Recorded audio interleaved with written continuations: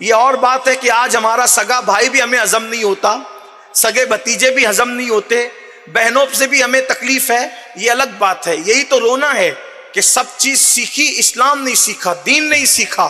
وہ ننھا سا بچہ خدمت کرتا حضور سے، عشق کر بیٹھا، اس کے باپ کو پتا چلا باپ یہودی تھا، کسی نے چگلی کر دی کہ تیرا بیٹا تو محمد کے پاس روحی فدا صلی اللہ علیہ وسلم آتا جاتا رہتا ہے۔ ایسے چپکے بیان نہ سنا کرو، جب حضور کا نام آئے تو درود پڑھا کرو، صلی اللہ علیہ وآلہ وسلم پڑھا کرو۔ آقا کا نام نامی آئے اور درود نہ پڑھے تو آقا فرماتے ہیں جو درود پڑھنا بھول گیا وہ جنت کا راستہ بھول گیا۔ فرمایا کہ کوئی جو مجھ پہ درود نہیں پڑھتا وہ بخیل ہے، بخیل، اور وہ اللہ کی رحمت سے دور ہے۔ تو جب بھی کسی محفل میں آقا کا نام نامی اس میں گرامی آئے تو درود پڑھا کرو، درود پڑھنا چاہیے، حضور کا حق ہے۔ اللہ اکبر۔ تو اس یہودی کو کسی نے بتایا کہ تیرا بچہ تو معاذ اللہ محمد عربی کا عاشق ہو گیا، شیدا ہو گیا، اور وہ انہی کے ساتھ ان کے اصحاب کے ساتھ آتا جاتا گھومتا رہتا ہے۔ یہودی تھا، کٹر دشمن تھا، اس نے اپنے بیٹے کو کہہ دیا خبردار محمد کے پاس نہ جانا صلی اللہ علیہ وسلم۔ ہم حضور کا نام ایسے نہیں لیتے، نہ لے سکتے ہیں، لیکن چونکہ وہ یہودی کہہ رہا تھا تو مجھے اس کو نقل کرنا پڑ رہا ہے تاکہ آپ سمجھ سکیں۔ اس نے کہا خبردار محمد کے پاس صلی اللہ علیہ وسلم نہ جانا، روک دیا۔ باپ تھا، وہ ننھا سا بچہ تھا، بچہ رک گیا۔ لیکن آپ کو حیرت ہوگی میرے بھائیوں، دیکھو یہ عشق ہے۔ پھر کہتا ہوں عشق کا پروپیگنڈا بہت کیا، عشق سیکھا نہیں، عشق کیا نہیں، عشق کرنے کی کوشش نہیں کی۔ جب اس یہودی کے چھوٹے سے بچے کو اس کے باپ نے آقا کے دربار میں جانے سے روک دیا تو وہ بچہ حضور کو دیکھے بغیر بیمار ہو گیا۔ جب چند دن تک اس نے آقا کی زیارت نہیں کی تو وہ بیمار ہو گیا، اور جب بیمار ہوا تو باپ کو احساس ہوا کہ میرا بچہ بیمار پڑ گیا۔ اس کو خیال بھی نہیں تھا کہ میرا بچہ کسی کو نہ دیکھنے کی وجہ سے بیمار پڑ گیا، کسی کی زیارت نہ کرنے کی وجہ سے بیمار پڑ گیا۔ اس کو ایسا لگا بچہ ہے، ادیب بڑے بڑے حکیم بلائے اور دوائیں دی، یہ دیا وہ دیا، لیکن جتنی دوائیں دیتے جاتے اور جتنا علاج کرتے جاتے اس کی بیماری بڑھتی جاتی۔ بچہ روتا رہتا، گھلتا رہتا، دن بدن گھلتا رہا۔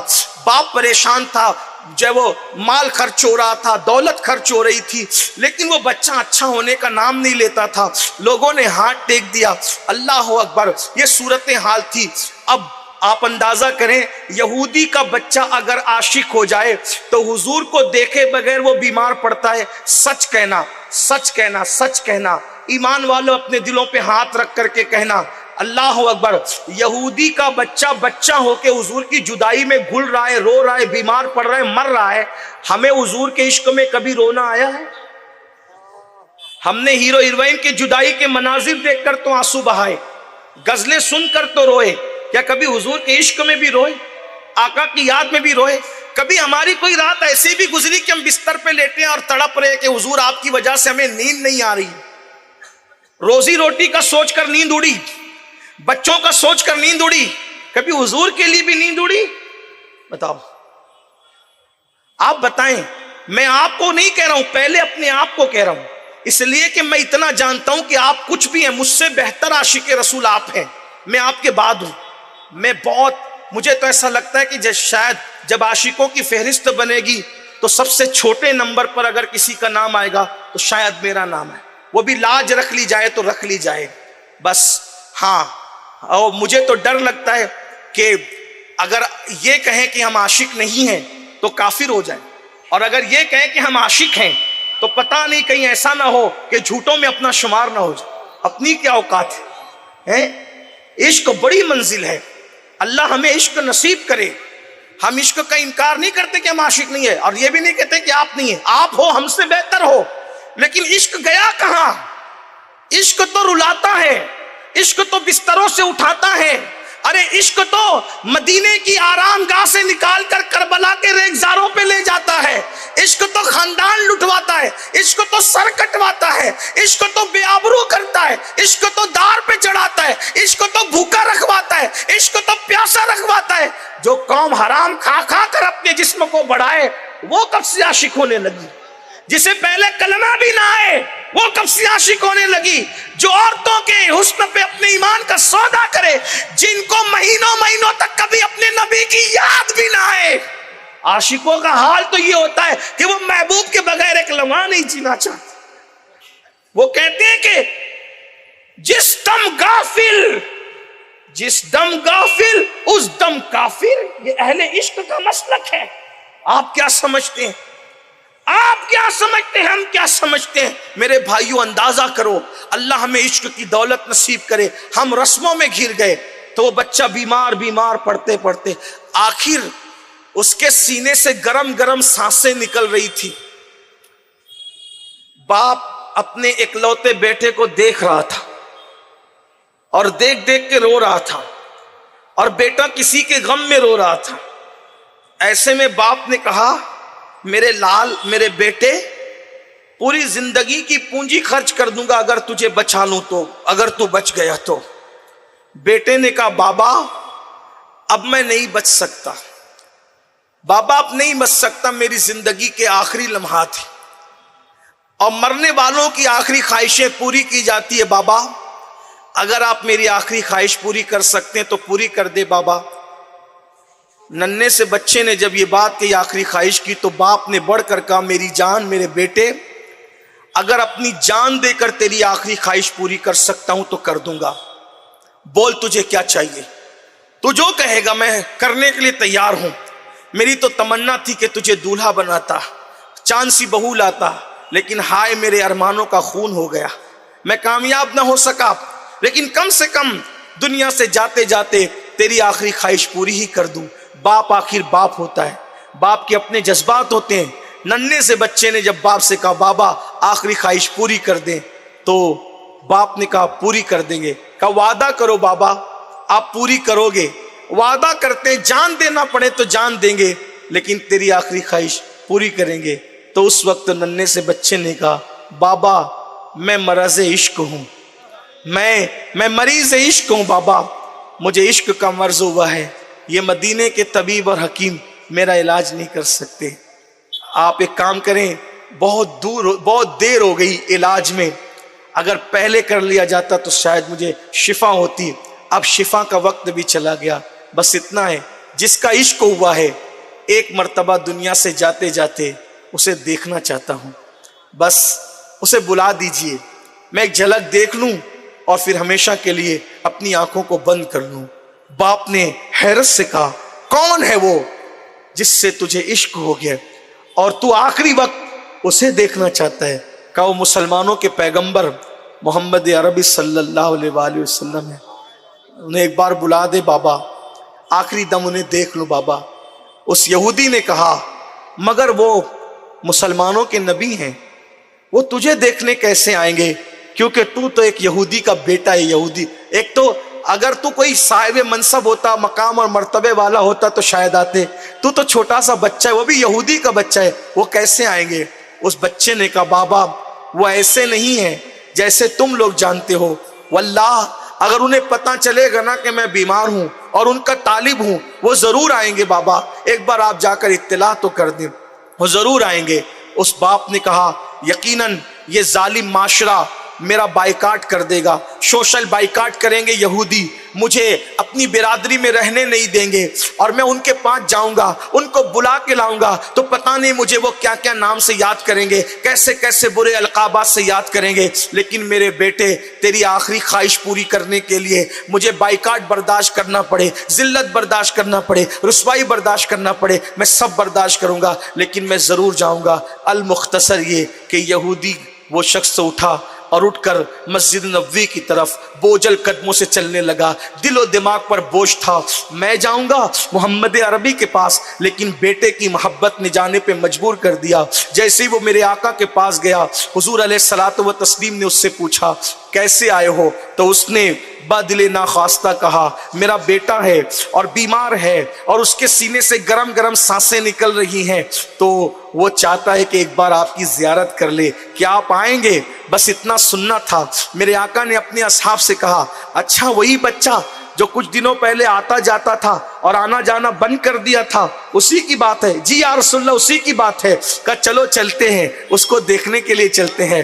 ہائے ہائے قربان جائیں، کیسے ہمارے آقا ہیں، کیسے ہمارے سرکار ہیں۔ پھر سرکار نکلے اور اس کے یہودی کے گھر میں گئے، اور آقا کی عادت کریمہ تھی جب بیمار کو دیکھنے جاتے تو سیدھا اس کے بستر پہ جا کے بیٹھا کرتے تھے۔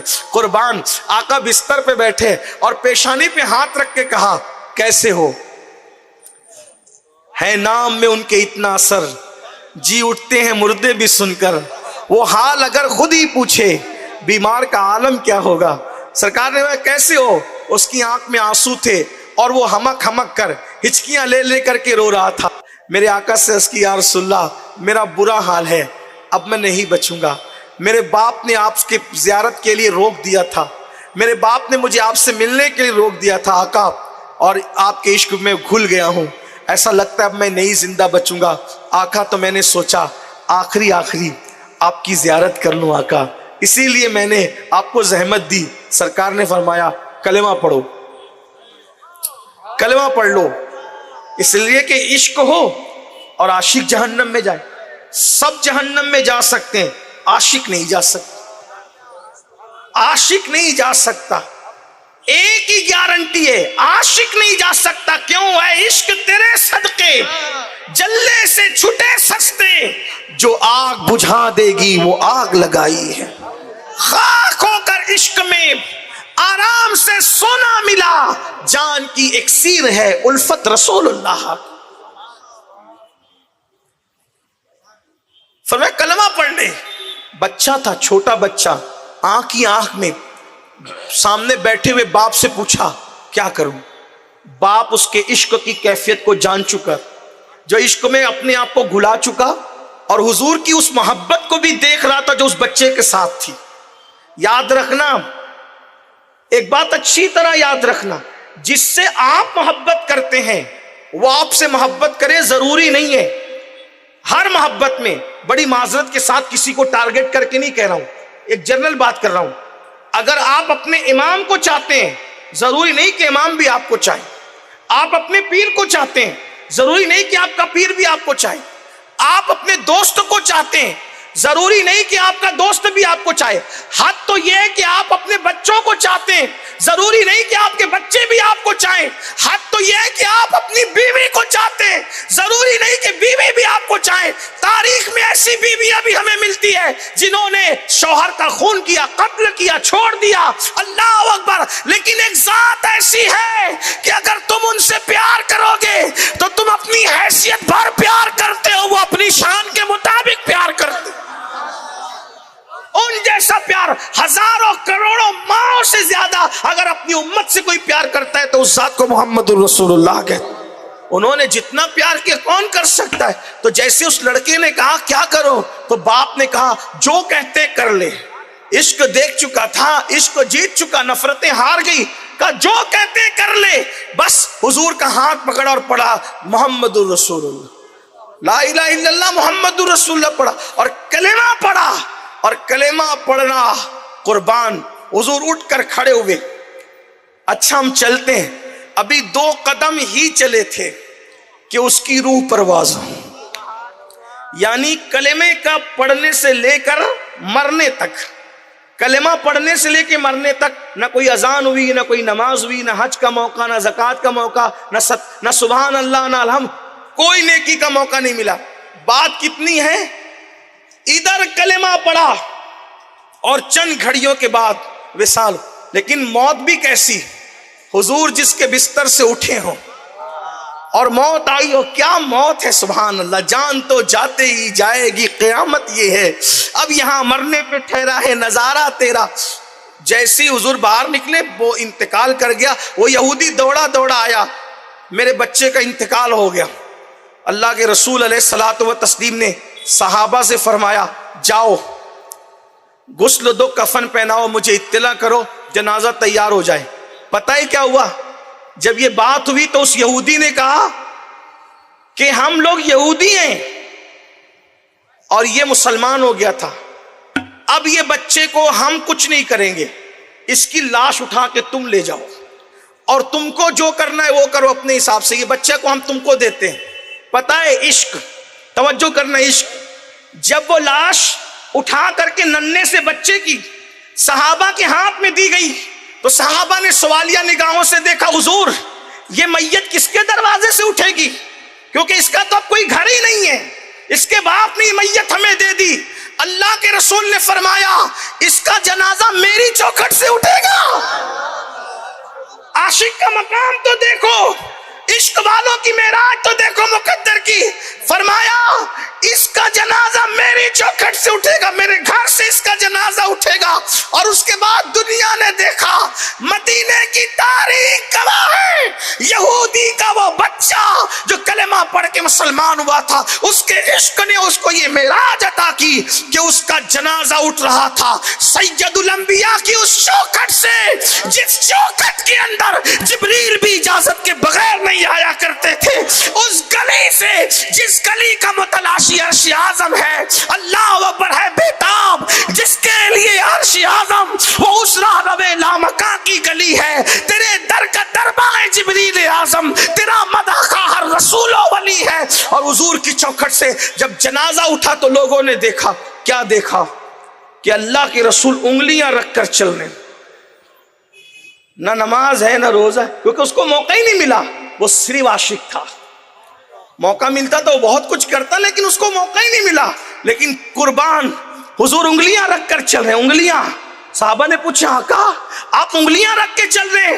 فرمایا اس عاشق کے جنازے میں آسمان سے اتنے فرشتے آئے ہیں کہ مدینے کی زمین تنگ ہو گئی ہے, مجھے قدم رکھنے کو جگہ نہیں ملتی تو میں انگلیاں رکھ کر کے چل رہا ہوں.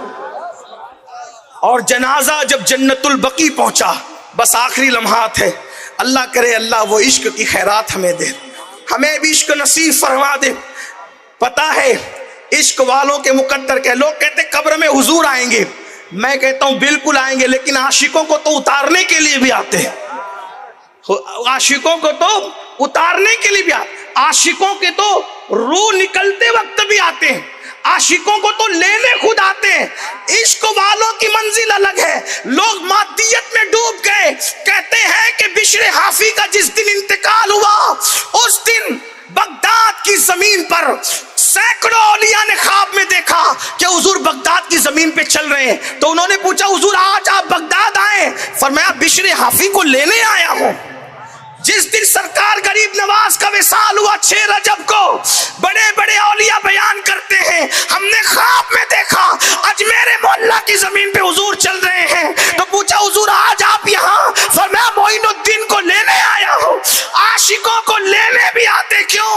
معین الدین ایسا عاشق ہے کہ خود ان کی گواہی عشق کی یوں دی گئی, ھذا حبیب اللہ مات فی حب اللہ, یہ اللہ کا حبیب ہے, اللہ کی محبت میں دنیا سے گئے. عاشقوں کو لینے کے لیے خود آتے ہیں. یہ صرف عشق والے جانتے ہیں, عقل والوں کو کیا خبر, اہل عقل کو کیا خبر, مادیت والوں کو کیا خبر. تو فرمایا جب جنت البقیع میں جنازہ گیا, فرمایا اس کی قبر میں میں خود اتروں گا. اور آقا علیہ کیا نصیبیں ہیں. اسی لیے تو ہمارے احباب نے بڑا اچھا عنوان رکھا. لیکن پھر کہتا ہوں عشق عشق کرنے سے عشق نہیں آئے گا, لڈو لڈو کہنے سے منہ میٹھا نہیں ہوتا. عشق بڑی چیز ہے. دعا مانگو, مانگ لو اللہ سے عشق, طلب کر لو اللہ سے عشق, گڑ گڑا کر مانگو, اللہ کی بارگاہ میں عرضیاں لگاؤ, کرم ہو جائے. کچھ چھیٹے, ایک چھیٹا بھی پڑ جائے کام ہو جائے انشاءاللہ. اللہ مجھے آپ سب کو عشق نصیب کرے. فرمایا قبر میں میں خود اتروں گا.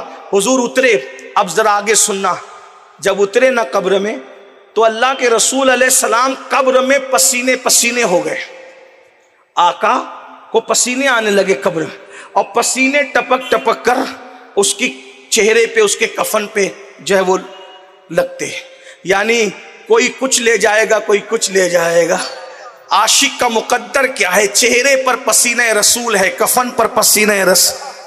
حضرت بیدم شاہ وارسی نے بہت اچھی بات کہی تھی, خدایا حشر میں میں اس لباس میں اٹھوں, خدایا حشر میں میں اس لباس میں اٹھوں, ملی ہوئی ہو میرے تن پہ خاک کوئے رسول.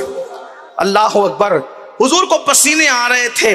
بہرحال جب قبر سے باہر نکلے، صحابہ کی عادت تھی جو دیکھا پوچھ لیا، صحابہ کی عادت تھی جو دیکھا پوچھ لیا۔ عرض کی آقا ہمارے ماں باپ آپ پہ قربان، قبر میں آپ کو پسینے بہت آئے آج اور آپ پسینے پسینے ہو گئے۔ فرمایا جو میں دیکھتا ہوں وہ تم نہیں دیکھتے، جو میں سنتا ہوں وہ تم نہیں سنتے۔ جب میں اس کو اس کی قبر میں اتار رہا تھا تو جنت کی حوریں دوڑ رہی تھی، وہ جنت کی حوروں کی بھیڑ تھی، میں ان کو ہٹا رہا تھا۔ اس ہٹانے کے ازدحام کا عالم یہ تھا کہ اس کی وجہ سے میں پسینے پسینے ہو گیا اور تم مجھے پسینے پسینے دیکھ رہے تھے۔ یہ عشق والوں کا مقام ہے، اللہ کرے عشق نصیب ہو۔ لیکن یاد رکھنا، جوئے میں رہو گے، سٹوں میں رہو گے، شراب میں رہو گے، گانے غزلوں میں رہو گے، عشق کبھی نصیب نہیں ہوگا۔